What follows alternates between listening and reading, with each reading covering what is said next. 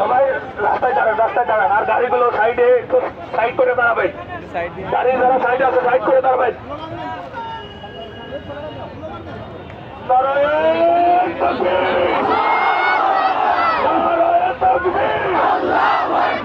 আল্লাহু আকবার, আল্লাহু আকবার, boycott boycott.